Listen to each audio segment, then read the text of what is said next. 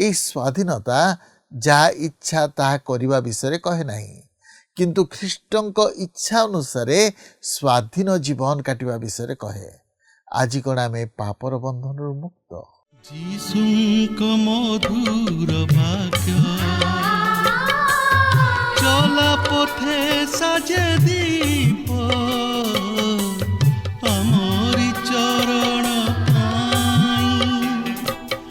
अलिभा आलोक देई जीवनर प्रतिपादे जीवनर प्रतिपादे पढ़ाई से सत्य पथ प्रदर्शिका से जे पथ प्रदर्शिका पथ प्रदर्शिका पथ प्रदर्शिका। प्रिय दर्शक बंधु नमस्कार। प्रभु जीशुଙ୍କ मधुर नाम आपण को आजिर पथ प्रदर्शिका कार्यक्रम को स्वागत करुछि। आपण किपरि अछंती? मोर विश्वास प्रभुଙ୍କ दया और अनुग्रह आपण निश्चय भल थिबे। आपण नियमित आम कार्यक्रम देखुछंती, शिक्षा लाभ करुछंती और आत्मिक जीवन रे बढ़ुछंती, सेथिबाई मु विशेष आनंदित। आपणक मतामत निश्चय टीवी स्क्रीन रे दिया जाइथिबा नंबर रे हमकु जणाइबे। आमे आपणक फोन कॉल रो अपेक्षा रे अछु। आपणक मध्यरु अनेक आम सहित फोन रे जोगाजोग करुछंती, मु सेमानकु अंतरु धन्यवाद दिए। जदि आपण एपर्यंत करि नाहांती निश्चय आमकु करिवे। ए कार्यक्रम मध्य देई पुनि थरे आपणक सहित साक्षात करिवार सुजोग पाइथिबारु प्रभुंकु धन्यवाद दिए। प्रभु आपणकु आशीर्वाद करंतु। आजिर अध्ययन रे आमे पाउलंक परिश्रम और हृदयर इच्छा को देखुछु। पाउलंक हृदय गोटे इच्छा थिला जे गालातीय विश्वासी माने भ्रांत शिक्षारु रक्षा पांतु। सेथिपाई से अक्लांत परिश्रम करिसंती। समस्त चेष्टा और परिश्रम सत्वे पाउल भाबुछंती तांको परिश्रम वृथा होई जिवो। एथिरु आमे लक्ष्य करूछि जे तांको हृदय भांगी पड़िछि और से दुखर सहित ये कथा कहउछंती। पाउलंकर केवल मानसिक पीड़ा नथिला, शारीरिक पीड़ा मध्य थिला। से शारीरिक पीड़ा मध्य दे जाउथिले। से शारीरिक पीड़ा कौन थिला? अनेकंक मतरे हुए तो चक्षुर समस्या हुई पारे, किंतु सबु प्रकार परिस्थिति सत्वे समाने भ्रांत शिक्षार बशवर्ती होउछंती। पाउल सेमानकु अनुरोध करी कहउछंती तुम माने मो परि हुओ। से कौन कहबाकु चाहुछंती? से ख्रीष्टଙ୍କ ठारे स्वाधीन हेबा विषय कहउछंती। एपरि जीवन काटिबे जेपरि ख्रीष्ट सेमानक मध्यरे वास करिवे। समाने ईश्वरଙ୍କ अनुग्रह और सत्य पूर्ण ता प्रकाशित हबो। ए स्वाधीनता जहाँ इच्छा ताहा करिबा विषय कहे नहीं, किंतु ख्रीष्टଙ୍କ इच्छा अनुसार स्वाधीन जीवन काटिबा विषय कहे। आज कण आमे पापर बंधन मुक्त एक स्वाधीन जीवन काटुछु कि? पाउल कहंती मो परि हुओ। से संपूर्ण आदर्श जीवन काटुथिले। तेबे आसंतु ए संपर्क रे अधिक आलोचना करिबा पूर्वरु एक भक्तिमूलक गीत सुनिबा। जीसु तुमको हृदय रखिबी, मन प्राण दे पूजा करिबी। जीसु तुमको हृदय रखिबी, मन प्राण दे पूजा करिबी। संज सकाळे मु मध्याह्न काळे, संज सकाळे मु मध्याह्न काळे तुम नाम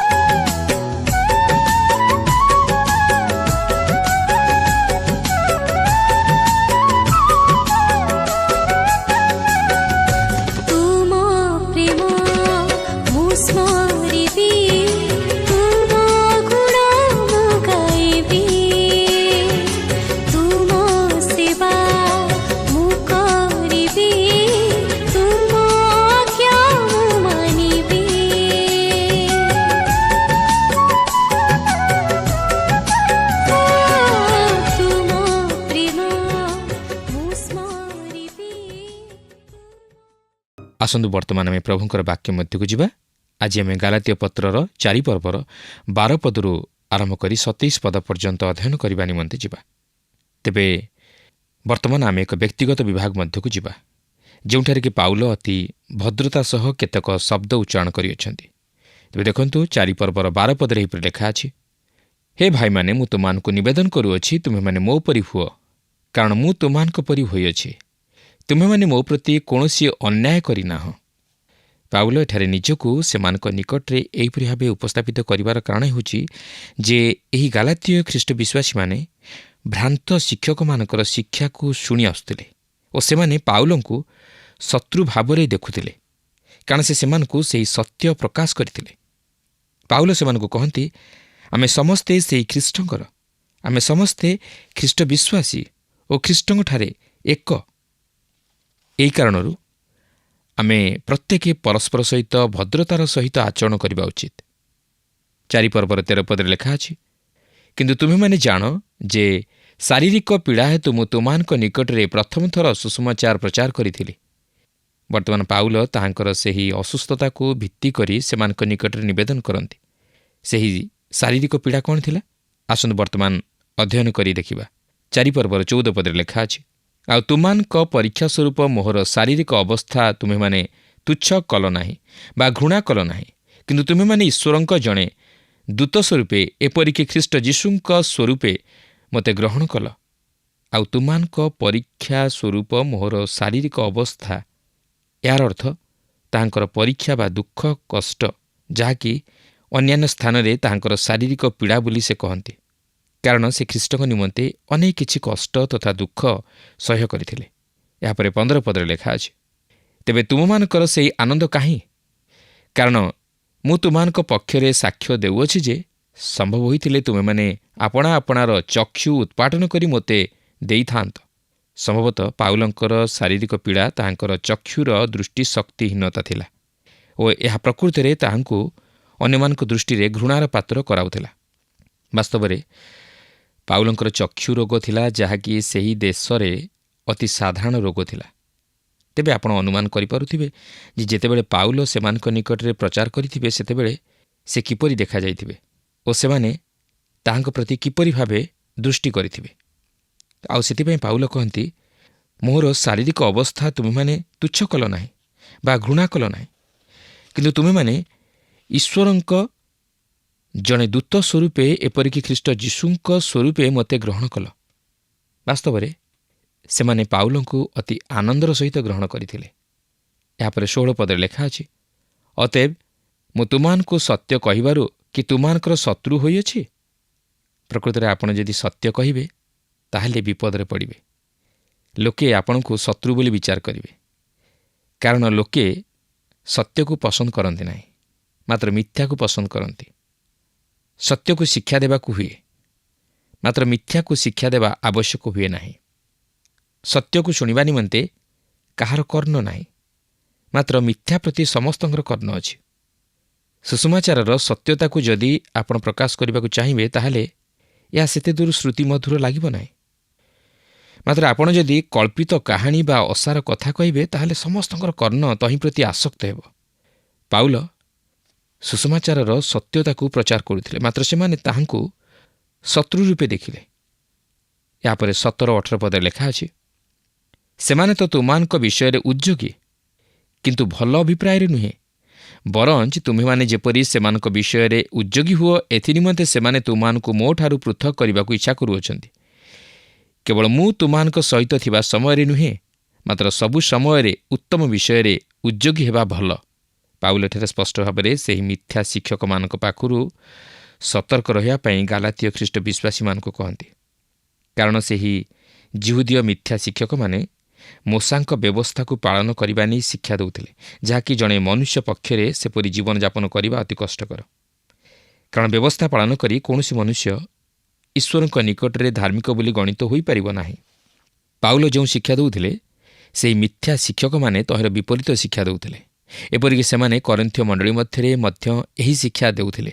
ତେଣୁକରି କରିନ୍ଥୀୟ ମଣ୍ଡଳୀ ନିକଟକୁ ପ୍ରେରିତ ପାଉଲ ମଧ୍ୟ ଏହିପରି ପରାମର୍ଶ ଦେଇଥିଲେ, ଯାହାକି 2 କରିନ୍ଥୀୟ 12 ପର୍ବର 12-15 ପଦ ମଧ୍ୟରେ ଆପଣ ଲକ୍ଷ୍ୟ କରିବାକୁ ପାରିବେ। ଆପଣ ଦେଖନ୍ତୁ, ଏହି ଏକ ପ୍ରକାରର ଯୁହୁଦୀୟମାନେ କରିନ୍ଥକୁ ଯାଇଥିଲେ। କରିନ୍ଥୀୟ ଖ୍ରୀଷ୍ଟ ବିଶ୍ୱାସୀମାନେ ମଧ୍ୟ ପାଉଲଙ୍କୁ ପ୍ରେମ କଲେ, ଆଉ ପାଉଲ ସେମାନଙ୍କୁ ଏହି ଲୋକମାନଙ୍କ ବିଷୟରେ ସତର୍କ କରାଇ ଦେଇଥିଲେ। ମିଥ୍ୟା ଶିକ୍ଷକମାନେ ମଧ୍ୟ ଅନେକ ସମୟରେ ଲୋକମାନଙ୍କ ଦୃଷ୍ଟିରେ ଅତ୍ୟନ୍ତ ଆକର୍ଷଣୀୟ ହୋଇଥାନ୍ତି ଓ ସେମାନେ ଅତି ସୁନ୍ଦର ଭାବେ ଶ୍ରୁତିମଧୁର କଥା କହି ଲୋକମାନଙ୍କୁ ଭ୍ରାନ୍ତ ଶିକ୍ଷାରେ କଢ଼ାଇ ନେଇଥାନ୍ତି। ଆହୁରି ମଧ୍ୟ ସେମାନେ କେତେକାଂଶରେ ସତ୍ୟ ବିଷୟକୁ ଆଣି ଉପସ୍ଥାପିତ କରିଥାନ୍ତି। ଉଦାହରଣ ସ୍ୱରୂପ, ଥରେ ଟେଲିଭିଜନରେ ଜଣେ ବ୍ୟକ୍ତି ଖ୍ରୀଷ୍ଟଙ୍କ ଜନ୍ମ ଜୟନ୍ତୀ ଉପରେ ଆଧାରିତ ଏକ କାର୍ଯ୍ୟକ୍ରମ ପ୍ରସାରଣ କରୁଥିଲେ। ଆଉ ସେ ଯେପରି କହୁଥିଲେ, ସେପରି ଅନ୍ୟ କେହି କହିପାରନ୍ତି ନାହିଁ। ଏହା ଏକ ଚମତ୍କାର ଉପସ୍ଥାପନା ଥିଲା। କିନ୍ତୁ ସେ ଯେତେବେଳେ ଏହାକୁ ଭାଷାନ୍ତର କରିବାକୁ ଆରମ୍ଭ କଲେ, ସେତେବେଳେ ମୁଁ ଅନୁଭବ କରିପାରିଲି ଯେ ସେ ଏପରିକି ଯୀଶୁଙ୍କର କୁମାରୀ ଗର୍ଭରୁ ଜନ୍ମଗ୍ରହଣ କରିବା ନେଇ ବିଶ୍ୱାସ କରିପାରିନଥିଲେ। ଆପଣ ଦେଖନ୍ତୁ, ଗାଲାତୀୟ ଓ କରିନ୍ଥୀୟ ଖ୍ରୀଷ୍ଟ ବିଶ୍ୱାସୀମାନଙ୍କ ପ୍ରତି ପାଉଲଙ୍କର ସତର୍କବାଣୀ ଆଜି ଆମମାନଙ୍କ ସମୟର ଲୋକମାନଙ୍କ ପ୍ରତି ମଧ୍ୟ ଅତି ପ୍ରଯୁଜ୍ୟ। ଏହାକୁ କେବେ ହେଲେ ଆମମାନେ ଅଗ୍ରାହ୍ୟ କରିପାରିବା ନାହିଁ। ତେବେ ଏଠାରେ ଏହି ଗାଲାତୀୟ ଖ୍ରୀଷ୍ଟ ବିଶ୍ୱାସୀମାନଙ୍କୁ ପ୍ରେରିତ ପାଉଲ ସେହି ଭ୍ରାନ୍ତ ଶିକ୍ଷକମାନଙ୍କ ଶିକ୍ଷାରୁ ସତର୍କ ରହିବା ନିମନ୍ତେ ଶିକ୍ଷା ଦେଇ କହନ୍ତି ଯେ ସେମାନେ ଯେପରି କେବଳ ପାଉଲଙ୍କ ଉପସ୍ଥିତିରେ ନୁହେଁ, ମାତ୍ର ତାହାଙ୍କର ଅନୁପସ୍ଥିତିରେ ମଧ୍ୟ ଯେପରି ଉତ୍ତମ ବିଷୟରେ ଉଦ୍ଯୋଗୀ ହୁଅନ୍ତି। ଭ୍ରାନ୍ତ ଶିକ୍ଷାରେ ପରିଚାଳିତ ନ ହୋଇ ସତ୍ୟରେ ପରିଚାଳିତ ହୁଅନ୍ତି। ବ୍ୟବସ୍ଥା ମଧ୍ୟକୁ ଫେରି ନ ଯାଇ ଖ୍ରୀଷ୍ଟଙ୍କଠାରେ ବିଶ୍ୱାସରେ ସ୍ଥିର ରୁହନ୍ତି ଓ ଖ୍ରୀଷ୍ଟଙ୍କ ନିମନ୍ତେ ଉତ୍ତମ ବିଷୟମାନ ସାଧନ କରିବାକୁ ପାରନ୍ତି। ପ୍ରିୟ ବନ୍ଧୁ, ଯାହା ସତ୍ୟ ତହିଁରେ ମନୋନିବେଶ କରିବା ଉଚିତ ଓ ଉତ୍ତମ ବିଷୟରେ ପ୍ରାଣପଣ କରିବା ଉଚିତ। ଏହି ଜଗତରେ କେବଳ ଜଣେ ସତ୍ୟ ହୋଇପାରନ୍ତି, ଆଉ ସେ ହେଉଛନ୍ତି ପ୍ରଭୁ ଯୀଶୁଖ୍ରୀଷ୍ଟ। ତାହାଙ୍କଠାରେ କୌଣସି ମିଥ୍ୟା ନାହିଁ। ସେ ନିଜେ କହନ୍ତି, ମୁଁ ପଥ, ସତ୍ୟ ଓ ଜୀବନ। ସେହି ପ୍ରଭୁ ଯୀଶୁଖ୍ରୀଷ୍ଟ ସତ୍ୟ ଓ ତାହାଙ୍କର ସୁସମାଚାର ମଧ୍ୟ ସତ୍ୟ। ମାତ୍ର ଆମମାନଙ୍କୁ ସେହି ସତ୍ୟରେ ବିଶ୍ୱାସ କରିବାକୁ ହେବ। ତାହେଲେ ଆମ୍ଭେମାନେ ଈଶ୍ୱରଙ୍କ ପରିଚୟ ପାଇପାରିବା ଓ ପୁତ୍ରତ୍ୱର ଅଧିକାର ମଧ୍ୟ ପ୍ରାପ୍ତ ହୋଇପାରିବା। ଏଠାରେ ମୁଁ ଆପଣଙ୍କୁ ସ୍ମରଣ କରାଇଦିଏ ଯେ ପାଉଲ ଏହି ପତ୍ରରେ ବିଶ୍ୱାସ ଦ୍ୱାରା ଧାର୍ମିକ ଗଣିତ ହେବା ବିଷୟ ଉପରେ ବିଶେଷ ଗୁରୁତ୍ୱ ଆରୋପ କରନ୍ତି। ତେଣୁ ଏହି ଅଂଶରେ ମଧ୍ୟ ସେ ବ୍ୟବସ୍ଥା ଓ ବିଶ୍ୱାସ ମଧ୍ୟରେ ପାର୍ଥକ୍ୟତା ଦର୍ଶାଇବାକୁ ଯାଇ 2 ଜଣ ସ୍ତ୍ରୀଙ୍କୁ ରୂପକ ଅର୍ଥରେ ଦୃଷ୍ଟାନ୍ତ ସ୍ୱରୂପେ ବ୍ୟବହାର କରିବା ପାଇଁ ଯାଉଅଛନ୍ତି, ଯାହାକି ଆମେ ଏହି 4 ପର୍ବରେ 19 ପଦରୁ 31 ପଦ ମଧ୍ୟରେ ଲକ୍ଷ୍ୟ କରିବାକୁ ପାରିବା। ସେମାନଙ୍କ ମଧ୍ୟରୁ ଜଣେ ହେଉଛନ୍ତି ଅବ୍ରାହମଙ୍କର ମିଶରିଆ ଦାସୀ ହାଗାର, ଯିଏକି ବ୍ୟବସ୍ଥାକୁ ଉପସ୍ଥାପିତ କରନ୍ତି, ଓ ଅନ୍ୟ ଜଣେ ହେଉଛନ୍ତି ଅବ୍ରାହମଙ୍କ ସ୍ତ୍ରୀ ସାରା, ଯିଏକି ଖ୍ରୀଷ୍ଟଙ୍କଠାରେ ବିଶ୍ୱାସ ଦ୍ୱାରା ଧାର୍ମିକ ଗଣିତ ହେବାର ବିଷୟକୁ ଉପସ୍ଥାପିତ କରନ୍ତି। ଏହି 2 ଜଣ ସ୍ତ୍ରୀଙ୍କୁ ପାଉଲ ଏକ ରୂପକ ଅର୍ଥରେ ବ୍ୟବହାର କରନ୍ତି। ତେବେ ଦେଖନ୍ତୁ, 4 ପର୍ବର 19 ପଦରେ ଲେଖା ଅଛି, ହେ ମୋହର ପିଲାମାନେ, ଯେପର୍ଯ୍ୟନ୍ତ ତୁମାନଙ୍କଠାରେ ଖ୍ରୀଷ୍ଟ ମୂର୍ତ୍ତିମାନ ହୋଇନାହାନ୍ତି, ସେପର୍ଯ୍ୟନ୍ତ ତୁମାନଙ୍କ ସକାଶେ ପୁନର୍ବାର ପ୍ରସବ ବେଦନାରେ ବ୍ୟଥିତ ହେଉଅଛି। ପାଉଲ ଏଠାରେ ଅତି ନରମ ଗଳାରେ ସେହି ଗାଲାତୀୟ ଖ୍ରୀଷ୍ଟ ବିଶ୍ୱାସୀମାନଙ୍କୁ ପିଲାମାନେ ବୋଲି ସମ୍ବୋଧନ କରନ୍ତି। ପାଉଲ ସେମାନଙ୍କ ପ୍ରତି ଦୟାର ମନୋଭାବ ଦେଖାନ୍ତି ଓ ନିଜକୁ ମାତୃସ୍ଥାନରେ ରଖନ୍ତି। ଜଣେ ମା ନିଜର ସନ୍ତାନ ନିମନ୍ତେ ଯେତେ ଦୂର ଚିନ୍ତିତ, ପାଉଲ ମଧ୍ୟ ସେହିପରି ଗାଲାତୀୟ ଖ୍ରୀଷ୍ଟ ବିଶ୍ୱାସୀମାନଙ୍କ ନିମନ୍ତେ ସେତିକି ଚିନ୍ତିତ। ସେ ସେମାନଙ୍କର ଆତ୍ମିକ ଜୀବନ ନିମନ୍ତେ ବିଶେଷ ବ୍ୟଥିତ। ସେ ସେମାନଙ୍କ ନିମନ୍ତେ ଯେଉଁ ଦୁଃଖ କଷ୍ଟ ସହ୍ୟ କରି ଓ ପରିଶ୍ରମ କରି ସେମାନଙ୍କୁ ଖ୍ରୀଷ୍ଟଙ୍କର ନିକଟବର୍ତ୍ତୀ କରାଇଛନ୍ତି ଓ ଅନୁଗ୍ରହର ଅଧିକାରୀ କରାଇଛନ୍ତି, ଯଦି ସେମାନେ ତାହା ନ ବୁଝି ବ୍ୟବସ୍ଥା ମଧ୍ୟକୁ ଫେରିଯାଆନ୍ତି ଓ ଖ୍ରୀଷ୍ଟଙ୍କୁ ଅଗ୍ରାହ୍ୟ କରନ୍ତି, ତାହେଲେ ତାହା ତାହାଙ୍କ ନିମନ୍ତେ ସହ୍ୟ କରିବା ଅତି ଯନ୍ତ୍ରଣାଦାୟକ ହେବ। 4 ପର୍ବର 20 ପଦରେ ଲେଖା ଅଛି, ମୁଁ ଯେପରି ବର୍ତ୍ତମାନ ତୁମାନଙ୍କ ନିକଟରେ ଉପସ୍ଥିତ ହୋଇ ଅନ୍ୟ ଭାବରେ କଥା କହିପାରନ୍ତି, ଏହା ମୋର ଇଚ୍ଛା, କାରଣ ମୁଁ ତୁମାନଙ୍କ ବିଷୟରେ ହତବୁଦ୍ଧି ହେଉଅଛି। ପାଉଲ ସେମାନଙ୍କ ନିକଟରେ ଉପସ୍ଥିତ ରହିବାକୁ ଚାହିଁଥିଲେ, ଯେପରି ସେ ସେମାନଙ୍କ ସହିତ ଭିନ୍ନ ଭାବରେ କଥା କହିପାରନ୍ତି। ସେ ଏହି ଲୋକମାନଙ୍କ ନିମନ୍ତେ ବିଶେଷ ଚିନ୍ତିତ ଥିଲେ। ସେ ତାହାଙ୍କର ପତ୍ରରେ ଅତି କଡ଼ା ଭାଷା ପ୍ରୟୋଗ କରି ଆସୁଅଛନ୍ତି, ମାତ୍ର ଆପଣ ଏସବୁ ସତ୍ତ୍ୱେ ତାହାଙ୍କର ସେହି କୋମଳ ହୃଦୟକୁ ଲକ୍ଷ୍ୟ କରିପାରୁଥିବେ। ଏହାପରେ 21 ପଦରେ ଲେଖା ଅଛି, ବ୍ୟବସ୍ଥାର ଅଧୀନ ହେବାକୁ ଇଚ୍ଛା କରୁଅଛେ ଯେ ତୁମେମାନେ ମୋତେ କୁହ ତ, ତୁମେମାନେ କ'ଣ ବ୍ୟବସ୍ଥାର ବାକ୍ୟ ଶୁଣୁନାହ? କେତେକ ଲୋକ ଏପରି ଅଛନ୍ତି ଯେଉଁମାନେ ବ୍ୟବସ୍ଥା ମଧ୍ୟରେ ଥିବା 10 ଆଜ୍ଞା ବିଷୟ ନେଇ କଥାବାର୍ତ୍ତା କରନ୍ତି ଅଥବା ନୀତି ନିୟମ ନେଇ ଆଲୋଚନା କରନ୍ତି, ମାତ୍ର ସେହି ବ୍ୟବସ୍ଥା ମଧ୍ୟ ଦେଇ ପ୍ରକାଶିତ ହୋଇଥିବା ଦଣ୍ଡ ବିଷୟ ନେଇ କିଛି କହନ୍ତି ନାହିଁ କି ସେହି ବ୍ୟବସ୍ଥା ପାଳନ କରିବା ନେଇ ଗୁରୁତ୍ୱ ଦିଅନ୍ତି ନାହିଁ। ସେମାନେ ବ୍ୟବସ୍ଥାକୁ ଅତି ହାଲୁକା ମଣନ୍ତି। କିନ୍ତୁ ଆପଣ ଯଦି ଯାତ୍ରା ପୁସ୍ତକ ଅଧ୍ୟୟନ କରିବେ ତାହେଲେ ସେଠାରେ ଲକ୍ଷ୍ୟ କରିବାକୁ ପାରିବେ ଯେ ଈଶ୍ୱର ଏହି ବ୍ୟବସ୍ଥା ପ୍ରଦାନ କରିବା ନେଇ ଓ ତାହାକୁ ପାଳନ କରିବା ନେଇ ଇସ୍ରାଏଲ ସନ୍ତାନଗଣକୁ କେତେ ଦୂର ସତର୍କତା ଅବଲମ୍ବନ କରିବା ପାଇଁ ମୋଶାଙ୍କ ଦ୍ୱାରା ଆଦେଶ ପ୍ରଦାନ କରିଥିଲେ। ଲକ୍ଷ୍ୟ କରନ୍ତୁ, ଈଶ୍ୱର ଯେତେବେଳେ ବ୍ୟବସ୍ଥା ପ୍ରଦାନ କରିବା ନିମନ୍ତେ ସିନୟ ପର୍ବତ ଉପରକୁ ମୋଶାଙ୍କୁ ଡାକିଲେ ସେତେବେଳେ କ'ଣ ଘଟିଲା? ଯାତ୍ରା ପୁସ୍ତକ 19 ପର୍ବର 16 ପଦରୁ 21 ପଦରେ ଲେଖା ଅଛି, ଅନନ୍ତର ତୃତୀୟ ଦିନର ପ୍ରଭାତ ହୁଅନ୍ତେ ମେଘଗର୍ଜନ ଓ ବିଜୁଳି ଓ ପର୍ବତ ଉପରେ ନିବିଡ଼ ମେଘ ଓ ଅତିଶୟ ଉଚ୍ଚ ସ୍ୱରରେ ତୁରିଧ୍ୱନି ହେବାକୁ ଲାଗିଲା। ତହିଁରେ ଛାଉଣିସ୍ଥିତ ସମସ୍ତ ଲୋକ କମ୍ପାନ୍ୱିତ ହେଲେ। ତେଣୁ ପରମେଶ୍ୱରଙ୍କ ସହିତ ସାକ୍ଷାତ କରିବା ନିମନ୍ତେ ମୋଶା ଲୋକମାନଙ୍କୁ ଛାଉଣିରୁ ବାହାର କରି ଆଣିଲେ। ତହିଁରେ ସେମାନେ ପର୍ବତର ତଳେ ଛିଡ଼ା ହେଲେ। ସେତେବେଳେ ସିନୟ ପର୍ବତ ଧୂମମୟ ଥିଲା, କାରଣ ସଦାପ୍ରଭୁ ଅଗ୍ନି ବାହନରେ ତହିଁ ଉପରେ ଅବରୋହଣ କଲେ। ତହିଁରେ ଭାଟିର ଧୂମ ପରି ତହିଁରୁ ଧୂମ ଉଠିଲା। ପୁଣି ସମୁଦାୟ ପର୍ବତ ଅତିଶୟ କମ୍ପିଲା। ପୁଣି ତୁରୀ ଶବ୍ଦ କ୍ରମଶଃ ଅତିଶୟ ଉଚ୍ଚ ହୁଅନ୍ତେ ମୋଶା କଥା କହିଲେ। ତହିଁରେ ପରମେଶ୍ୱର ଏକ ରବ ଦ୍ୱାରା ତାଙ୍କୁ ଉତ୍ତର ଦେଲେ। ଅନନ୍ତର ସଦାପ୍ରଭୁ ସିନୟ ପର୍ବତ ଉପରେ ଅର୍ଥାତ୍ ପର୍ବତ ଶୃଙ୍ଗରେ ଅବରୋହଣ କଲା ଉତ୍ତାରେ ମୋଶାଙ୍କୁ ସେହି ପର୍ବତ ଶୃଙ୍ଗକୁ ଡାକିଲେ। ତହିଁରେ ମୋଶା ଆରୋହଣ କଲେ। ସେତେବେଳେ ସଦାପ୍ରଭୁ ମୋଶାଙ୍କୁ କହିଲେ, ତୁମେ ଓହ୍ଲାଇ ଯାଇ ଲୋକମାନଙ୍କୁ ଦୃଢ଼ ଆଦେଶ କର, ନହେଲେ ସଦାପ୍ରଭୁଙ୍କୁ ଦେଖିବା ପାଇଁ ସୀମା ଲଙ୍ଘନ କଲେ ସେମାନଙ୍କ ମଧ୍ୟରୁ ଅନେକ ବିନଷ୍ଟ ହେବେ। ଈଶ୍ୱର ଯେତେବେଳେ ମୋଶାଙ୍କୁ ସେ ବ୍ୟବସ୍ଥା ପ୍ରଦାନ କଲେ ସେତେବେଳେ ସେ ଇସ୍ରାଏଲ ସନ୍ତାନଗଣକୁ ଦୂରରେ ଛିଡ଼ା ହୋଇ ରହିବା ପାଇଁ କହିଲେ, ଯାହାକି ଯାତ୍ରା ପୁସ୍ତକ 20 ପର୍ବର 18-19 ପଦରେ ଲେଖା ଅଛି। ତେତେବେଳେ ସମସ୍ତ ଲୋକ ମେଘଗର୍ଜନ ଓ ବିଜୁଳି ଓ ତୁରିଧ୍ୱନି ଓ ଧୂମଯୁକ୍ତ ପର୍ବତ ଦେଖିଲେ। ପୁଣି ତାହା ଦେଖି ସେମାନେ କମ୍ପିତ ହୋଇ ଦୂରରେ ଠିଆ ହେଲେ। ଆଉ ସେମାନେ ମୋଶାଙ୍କୁ କହିଲେ, ତୁମେ ଆମ୍ଭମାନଙ୍କ ସଙ୍ଗେ କଥା କୁହ, ଆମ୍ଭେମାନେ ଶୁଣିବୁ। ମାତ୍ର ପରମେଶ୍ୱର ଆମ୍ଭମାନଙ୍କ ସଙ୍ଗେ କଥା ନ କହନ୍ତୁ, ନୋହିଲେ ଆମ୍ଭେମାନେ ମରିଯିବୁ। ବାସ୍ତବରେ ଈଶ୍ୱରଙ୍କ ପବିତ୍ରତା ସମ୍ମୁଖରେ କିଏ ଛିଡ଼ା ହୋଇପାରେ? ଈଶ୍ୱର କେତେ ପବିତ୍ର ତା ଆମମାନେ ବୁଝିପାରିବା ନାହିଁ। ଏଠାରେ ଲକ୍ଷ୍ୟ କରିବେ, ଆପଣ ଓ ମୁଁ ଆମେ ଈଶ୍ୱରଙ୍କର ଏହି ସୃଷ୍ଟି ମଧ୍ୟରେ କଳୁଷିତ ହୋଇଯାଇଛୁ। ଆମେ ଏତେ ଦୂର ନଷ୍ଟକଳ୍ପ ପାପି ଯେ ଆମେ ଈଶ୍ୱରଙ୍କର ଅନୁଗମନ କରିବା ନିମନ୍ତେ ବା ତାହାଙ୍କର ଆଜ୍ଞାବହ ହେବା ନିମନ୍ତେ ଆମମାନଙ୍କର କୌଣସି ସକ୍ଷମତା ନାହିଁ। ରୋମିଓ 8 ପର୍ବର 6 ପଦ ଏହିପରି ପ୍ରକାଶ କରେ, କାରଣ ଶାରୀରିକ ଭାବ ମୃତ୍ୟୁଜନକ, କିନ୍ତୁ ଆତ୍ମିକ ଭାବ ଜୀବନ ଓ ଶାନ୍ତିଦାୟକ। ପ୍ରକୃତରେ ଶାରୀରିକ ଭାବ ଈଶ୍ୱରଙ୍କ ବିରୁଦ୍ଧରେ ବିଦ୍ରୋହ କରେ। ପ୍ରିୟ ବନ୍ଧୁ, ଏହି ଜଗତ ଈଶ୍ୱରଙ୍କର ବିରୁଦ୍ଧରେ ଯାଏ, କିନ୍ତୁ ଏହା ଈଶ୍ୱରଙ୍କ ସପକ୍ଷ ନୁହେଁ। ଜଗତ ଭଲ ଆଡ଼କୁ ଗତି କରୁନାହିଁ। ଏହା ପ୍ରତ୍ୟେକ ଦିନ ମନ୍ଦତାରେ ପରିପୂର୍ଣ୍ଣ ହେଉଅଛି। ଆଉ ଏହା ସେହିଦିନ ଠାରୁ ମନ୍ଦ ହୋଇଅଛି ଯେଉଁଦିନଠାରୁ ଈଶ୍ୱର ଆଦମ ଓ ହବାଙ୍କୁ ସେହି ଏଦନ ଉଦ୍ୟାନ ମଧ୍ୟରୁ ବିତାଡ଼ିତ କଲେ। ତେବେ ଏହି ଜଗତରେ ଆମମାନଙ୍କ ପରି ଛାର ନଗଣ୍ୟ ମନୁଷ୍ୟ ପ୍ରତି ମଧ୍ୟ ସେ ଦୃଷ୍ଟି ରଖିଛନ୍ତି। ଆମମାନେ କେବେ ହେଲେ ଈଶ୍ୱରଙ୍କର ସେହି ପବିତ୍ରତା ପର୍ଯ୍ୟନ୍ତ ପହଞ୍ଚି ପାରିବା ନାହିଁ। କେବଳ ଆମମାନେ ତାହାଙ୍କର ବ୍ୟବସ୍ଥା ଅନୁଯାୟୀ ଜୀବନଯାପନ କରିପାରିବା ନାହିଁ, ଯେହେତୁ ଆମମାନେ ସ୍ୱଭାବତଃ ପାପୀ ଓ ଆମମାନଙ୍କ ମଧ୍ୟରେ ସେହି ପାପର ସ୍ୱଭାବ ଓ ବିଦ୍ରୋହାଚରଣର ମନୋଭାବ ରହିଅଛି। ଏହା ସେହି ଆଦମ ଓ ହବାଙ୍କ ସମୟଠାରୁ ଆଜି ପର୍ଯ୍ୟନ୍ତ ଘଟି ଆସୁଅଛି। ରୋମିଓ 8 ପର୍ବର 7 ପଦରେ ଏହିପରି ଲେଖା ଅଛି, ଯେଣୁ ଶାରୀରିକ ଭାବ ଈଶ୍ୱରଙ୍କ ବିରୁଦ୍ଧରେ ଶତ୍ରୁତା, କାରଣ ତାହା ଈଶ୍ୱରଙ୍କ ବ୍ୟବସ୍ଥାର ବଶୀଭୂତ ନୁହେଁ, ପୁଣି ବଶୀଭୂତ ହେବା ଅସମ୍ଭବ। ପ୍ରିୟ ବନ୍ଧୁ, ଈଶ୍ୱର ଅତି ମହାନ ଓ ପବିତ୍ର ତଥା ଉଚ୍ଚୀକୃତ ଓ ସେ ମହିମାରେ ପରିପୂର୍ଣ୍ଣ। କିନ୍ତୁ ଆପଣ ଓ ମୁଁ, ଆମେ ଏହି ଜଗତରେ ସେହି ମାଟିର ମଣିଷ, ଯେହେତୁ ଆମ୍ଭେମାନେ ସେହି ଧୂଳିରୁ ଉତ୍ପନ୍ନ। ଆମେ ଏହି ପୃଥିବୀରେ ବିଚରଣ କରୁ ଓ ଆମମାନେ ଈଶ୍ୱରଙ୍କ ଇଚ୍ଛା ବିରୁଦ୍ଧ ଜୀବନଯାପନ କରୁ। ତାହା ହିଁ ଏହି ଜଗତରେ ମନୁଷ୍ୟର ସ୍ଥିତି। ପାଉଲ କହନ୍ତି, ବ୍ୟବସ୍ଥାକୁ ଶୁଣ, ତୁମାନେ ଏପରିକି ଏପର୍ଯ୍ୟନ୍ତ ଏହା ଶୁଣିନାହଁ। ଏହା ସତ୍ୟ ଥିଲା। ଗାଲାତୀୟମାନେ ପ୍ରକୃତରେ ବ୍ୟବସ୍ଥା ଶୁଣି ନଥିଲେ। ବ୍ୟବସ୍ଥା ପ୍ରଦାନ ଏକ ସୁନ୍ଦର ବିଷୟ ନଥିଲା, ମାତ୍ର ଭୟଙ୍କର ବିଷୟ ଥିଲା।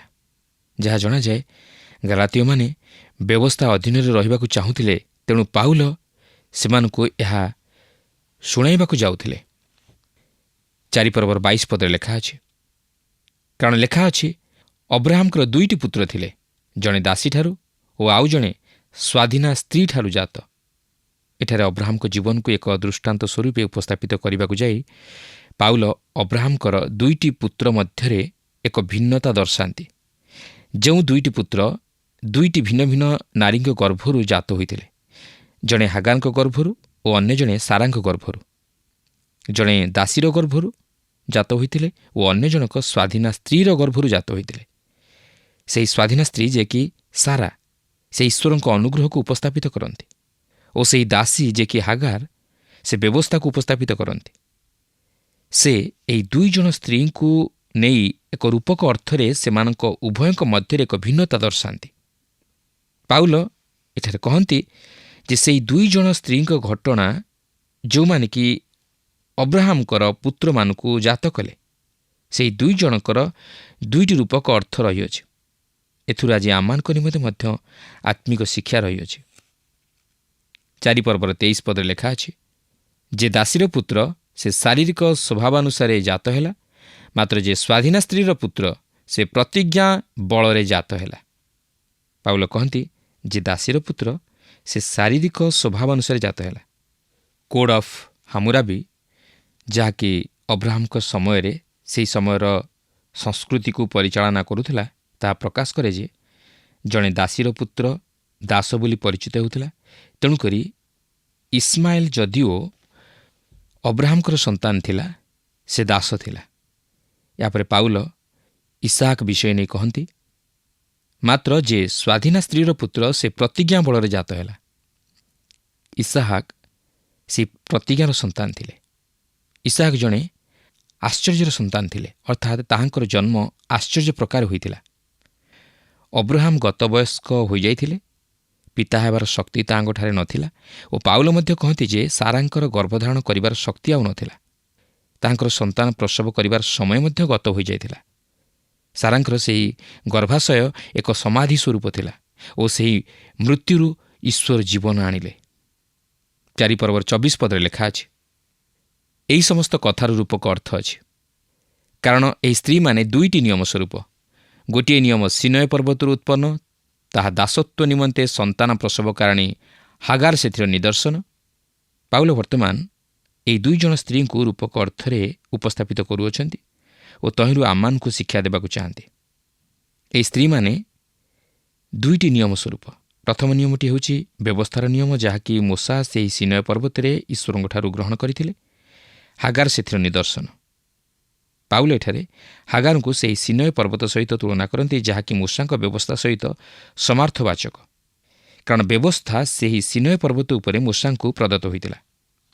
ଏହାପରେ 25 ପଦରେ ଲେଖା ଅଛି, ହାଗାର ଏହି ଶବ୍ଦ ଆରବରେ ସିନୟ ପର୍ବତକୁ ବୁଝାଏ, ପୁଣି ତାହା ବର୍ତ୍ତମାନ ଜେରୁସାଲେମର ସମତୁଲ୍ୟ, କାରଣ ଏ ଆପଣା ସନ୍ତାନମାନଙ୍କ ସହିତ ଦାସତ୍ୱରେ ରହିଅଛି।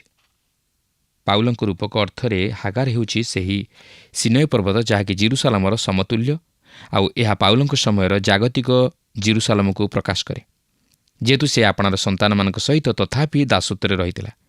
ଏହାପରେ 4 ପର୍ବର 26 ପଦରେ ଲେଖା ଅଛି, କିନ୍ତୁ ଊର୍ଦ୍ଧ୍ୱସ୍ଥ ଜେରୁସାଲେମ ସ୍ୱାଧୀନା, ସେ ଆମମାନଙ୍କ ଜନନୀ। ଲେଖା ଅଛି ଊର୍ଦ୍ଧ୍ୱସ୍ଥ ଜେରୁସାଲେମ।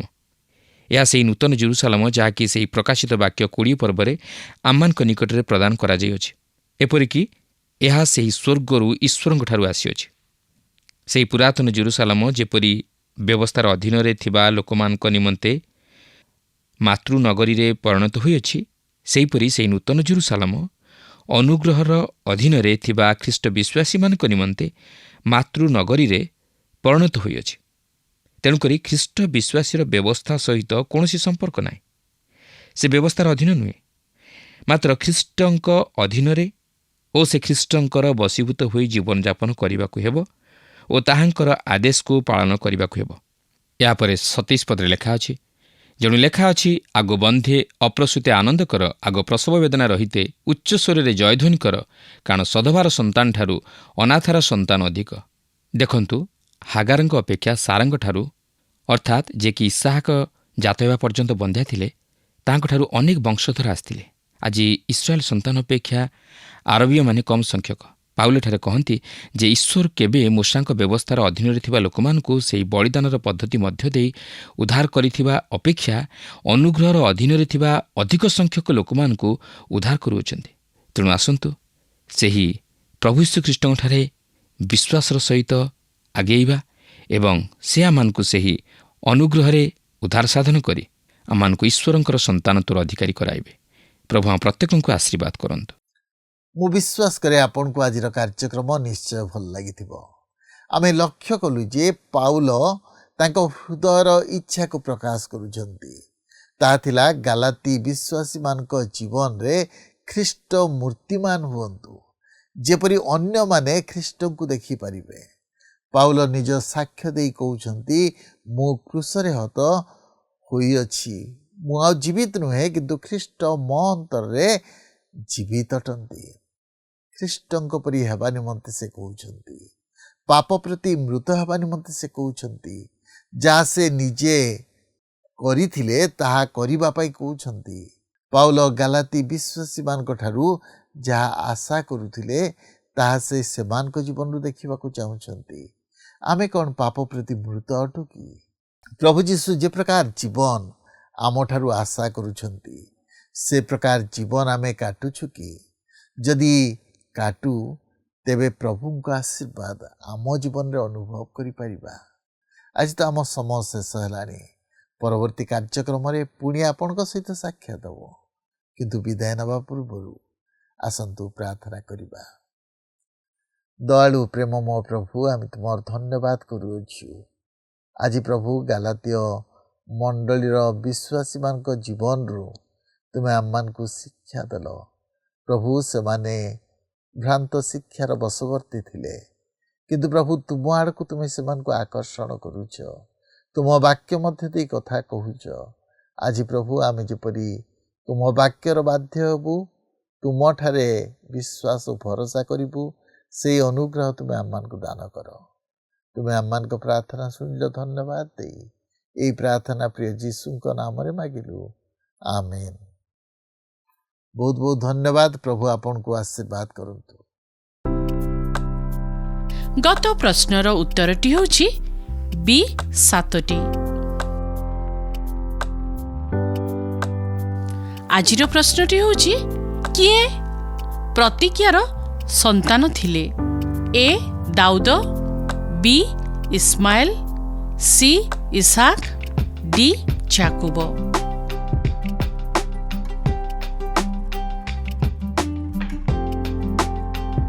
এই প্রশ্নর উত্তর আসন্তাকালি সন্ধ্যা 6টা মধ্যে option A, B, C, D মধ্যরু সঠিক উত্তর বাছি আপনার নাম ও সম্পূর্ণ ঠিকনা সহিত 9777221415 ফোন নম্বরে SMS কিংবা WhatsApp দ্বারা জଣାଇବାକୁ অনুরোধ। जदि आपको आम कार्यक्रम भल लगुच तेबे 0444908126 रे मिस्ड कॉल दे विजय होई परिबे। गत सप्ताहर विजय दर्शक बंधु हेले अनुगुल श्रीधर साहू।